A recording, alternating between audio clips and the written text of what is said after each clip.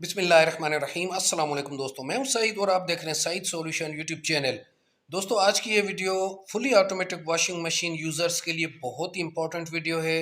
इसमें एक फ़ॉल्ट आता है और वो ये है कि आप मशीन को वाटर लेवल की कोई भी कमांड दें 1 से लेकर 8 तक, और वो वाटर लेवल पूरा भी हो जाता है उसकी कमांड, लेकिन पानी यहाँ से बंद नहीं होता।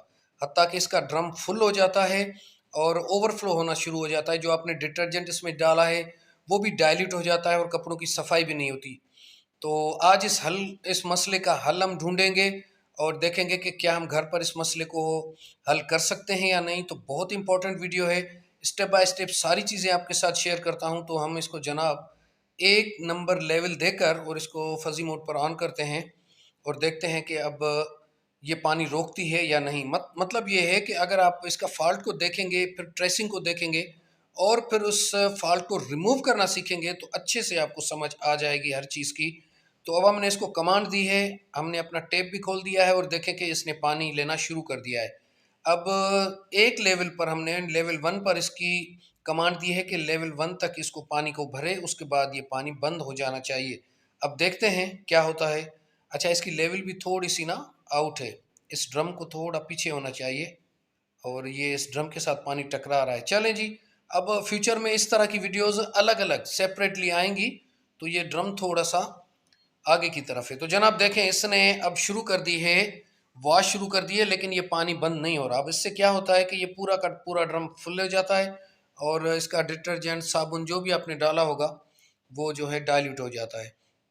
अब इसका मैनुअल तरीका भी है, अगर बिलफ़र्ज़ आपको मैकेनिक नहीं मिलता, यानी कि इसका टेक्नीशियन नहीं मिलता, तो आप इसको किस तरह चलाएँगे वो भी आगे चलकर मैं आपको बताता हूँ। तो सबसे पहले हमने जनाब सप्लाई को बंद करना है और ये पीछे जो उसकी एंट्रेंस वाल है पानी की, उसको हमने खोलना है।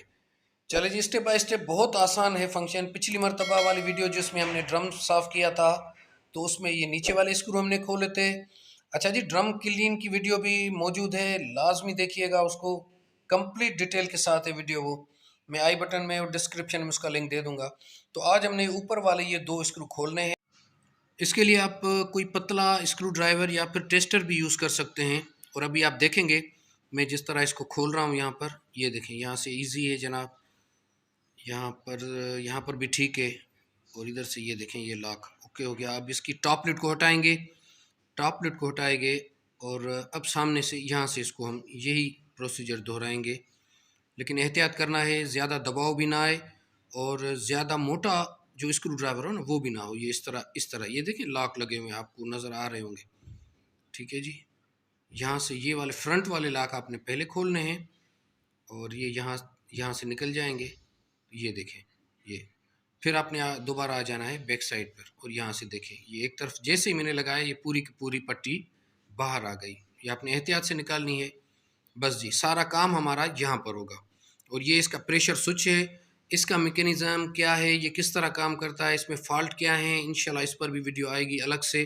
अभी तो ये अल्हम्दुलिल्लाह ठीक है। तो यहाँ पर ये देखें जनाब, ये किसी वक्त में इसमें चूहा घुस गया था और ये ऊपर आकर इसने सारी वायर्स काट दी थी, तो फिर ये कपड़ा मैंने यहाँ पर लगा दिया था। तो ये है जनाब वो वाल्व जो हमारे पानी को रोकता है और फिर उसे ओपन करता है। इसके पीछे एक छोटी सी कॉइल है जो कि ऑपरेट होती है, यानी कि उसमें मैग्नेटिक कॉइल होती है, अंदर एक छोटा सा पिस्टन है।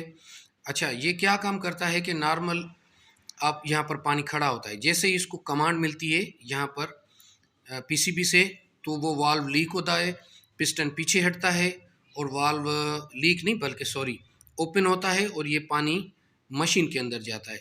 और जैसे ही वहाँ से कमांड हटती है पिस्टन वापस आता है, उसके अंदर स्प्रिंग होता है, अभी आगे खुलेगा। तो ये सारी चीज़ें आप स्टेप बाय स्टेप चेक करेंगे, उसको इसका फॉल्ट भी ट्रेस करेंगे और उस फॉल्ट को निकालेंगे भी अल्हम्दुलिल्लाह। तो सबसे पहले आपने क्या करना है जनाब, इसको खोलना है, लेकिन ध्यान रखिएगा कि जो क्लिप जहाँ से निकाल रहे हैं वो वहीं पर ही लगेगा। और देखते हैं कि ये कॉइल डीसी है या एसी है। इसके ऊपर एक छोटी सी नेम प्लेट भी होती है, वो आगे चलकर अभी आप देखेंगे। तो इसके 3 स्क्रू हैं, ये जो आप जिस तरह देख रहे हैं ये वीडियो, इसके 3 स्क्रू हैं, इसको आपने खोलना है। अच्छा, इसके वीडियो के जो इजाफी पार्ट्स हैं जनाब वो मैं डिलीट करता जा रहा हूँ, यानी कि उनको मैं एक्स्ट्रा पार्ट्स को काटता जा रहा हूँ ताकि टाइम हमारा कम से कम लगे। असल मकसद है आपको बात समझाना, ठीक है। इन 3 स्क्रूज़ को ये देखें, इनका ये शेप है और अगले जो 2 स्क्रू खुलेंगे उनका शेप अलग है।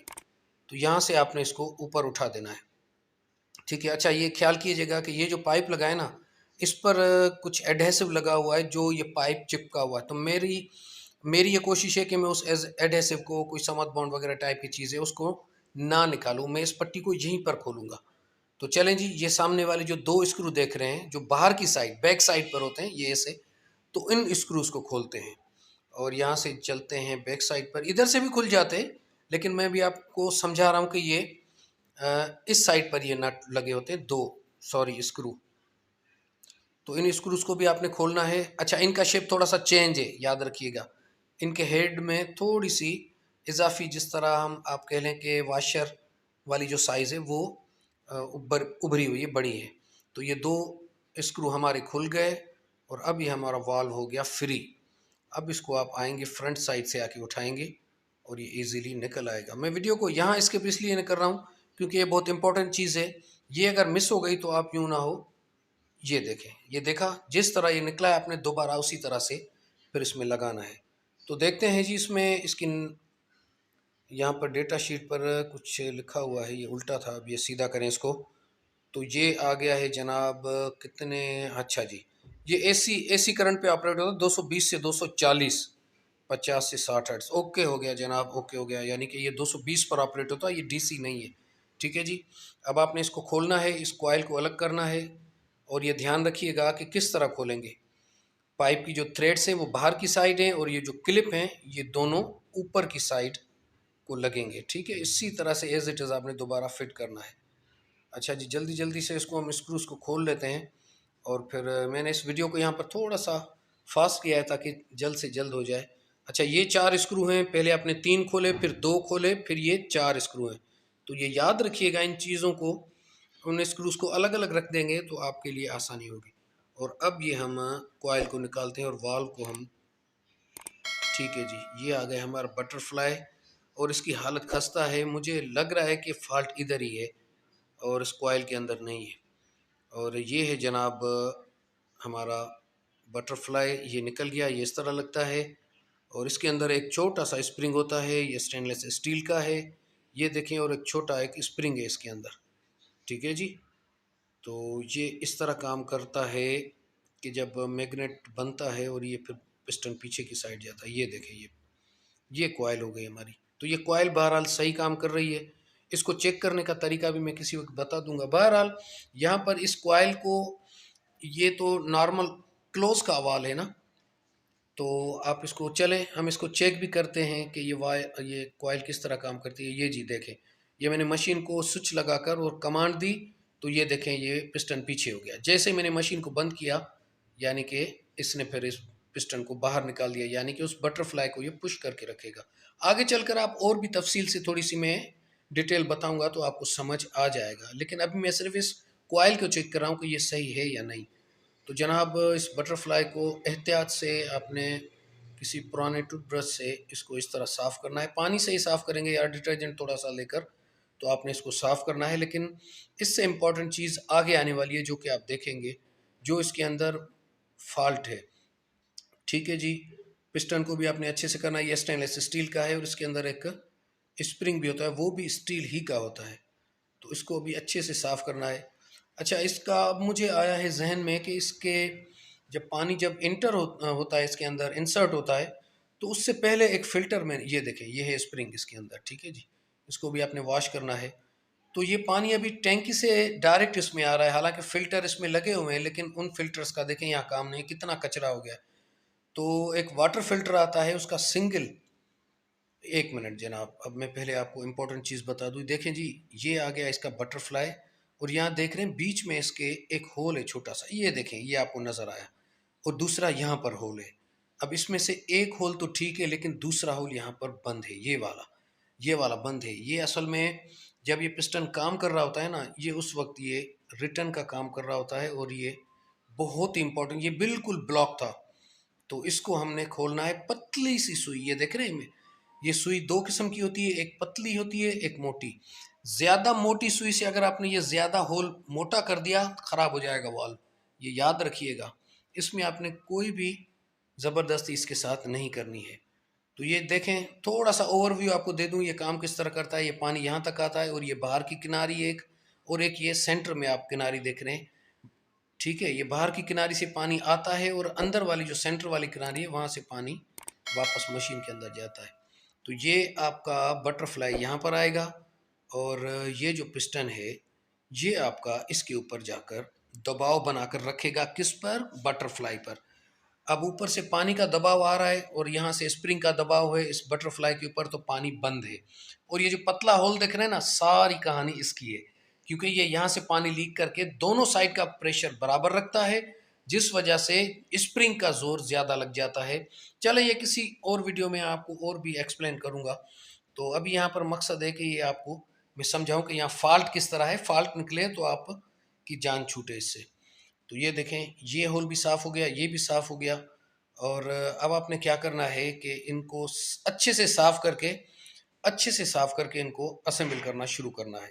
तो अब हम इसको असेंबल करना शुरू करते हैं और उसका भी आखिर में एक तरीका दोबारा आपको बताऊंगा, ताकि किसी किस्म की परेशानी आपको ना हो, क्योंकि कोई भी चीज़ अगर मिस हो गई तो फिर वीडियो का मकसद ही ख़त्म हो जाएगा।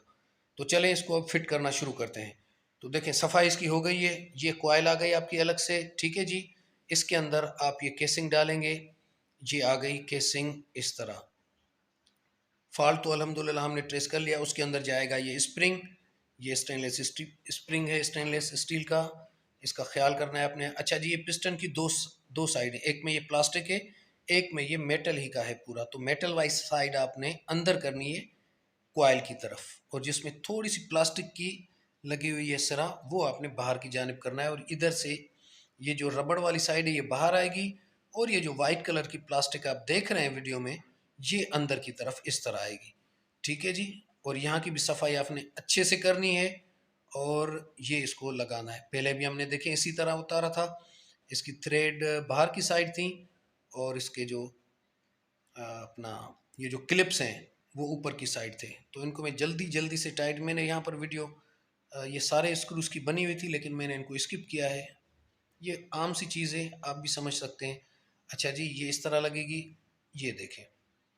ठीक इसी तरह जैसे हमने खोला है, इसी तरह से इसको यहाँ पर हम फिट करेंगे और अब बाहर की जानिब से जाकर इसके स्क्रू लगा देंगे ये। लेकिन अब हम बाहर नहीं गए, क्योंकि यहाँ पर इजी है, थोड़ा सा घुमा कर हमने इधर से ही स्क्रू लगा दी। और खोल भी आप इस तरह सकते हैं, मैंने सिर्फ आपको समझाने के लिए बताया था कि ये स्क्रू बाहर की साइड, थ्रेड की साइड होते हैं।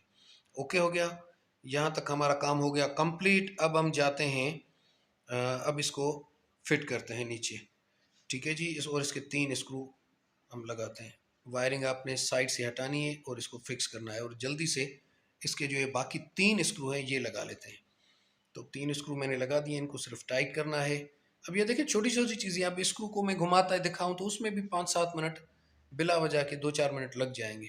तो वीडियो में फिर आखिर आखिर में बहुत लंबी वीडियो बन जाती है।